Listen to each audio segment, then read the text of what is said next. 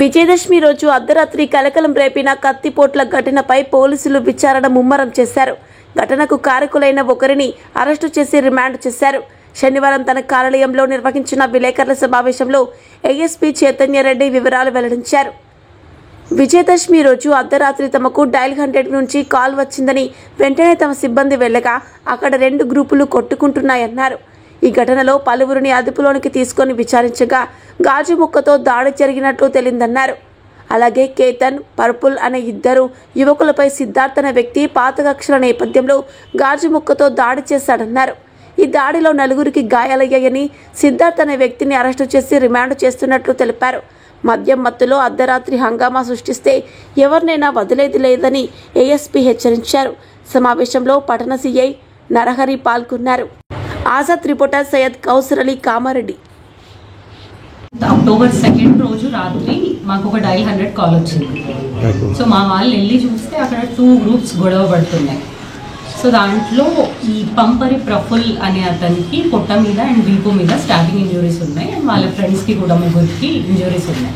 అతన్ని ఇమీడియట్గా హాస్పిటల్కి షిఫ్ట్ చేయడం జరిగింది. ఫర్దర్గా ఎంక్వైరీ చేశాం. సో దాంట్లో ఏంటంటే ఈ సిద్ధార్థ్ అని అక్యూజ్డ్, అతను వీళ్ళకి అండ్ వాళ్ళకి మధ్యలో పాత గొడవలు ఉన్నాయి. సో ఆ టైంలో కొంచెం గొడవ జరిగి దాని తర్వాత ఇతను అవుట్ ఆఫ్ కంట్రోల్ వెళ్ళి గాజు ముక్కతోటి ఆ పొట్ట మీద వీపు మీద స్టాబింగ్ ఇంజురీస్ చేశాడు. సో ఇతని మీద అటెంప్ట్ టు మర్డర్ కేసు వేయడం అవుతుంది అండ్ ఈరోజు రిమాండ్ చేస్తున్నాం. సో మెయిన్గా చెప్పదలుచుకుంది ఏంటంటే స్పెషల్లీ యూత్ రాత్రిపూటలు తాగి ఈ గ్రూప్స్ కింద ఫామ్ అయ్యి గొడవలు పడడం ఇట్లాంటివి అవి జరిగితే మేము ఇమీడియట్గా రియాక్ట్ అవ్వాల్సి వస్తుంది. ఎస్పీ సార్ ఆర్డర్స్ కూడా ఉన్నాయి, స్ట్రిక్ట్గా వీళ్ళ మీద లీగల్ యాక్షన్స్ అవన్నీ తీసుకోమని. సో ఎట్లాంటి గొడవలు జరిగినా will immediately respond, will take action and legally వాళ్ళకి చట్టపరమైన ఎట్లాంటి పనిష్మెంట్స్ ఉంటాయో అవి చేసేలాగా చేయడం జరుగుతుంది. So that's all. ఎంతమంది గాయాలయ్యారు మేడం? 4 అయ్యాయి.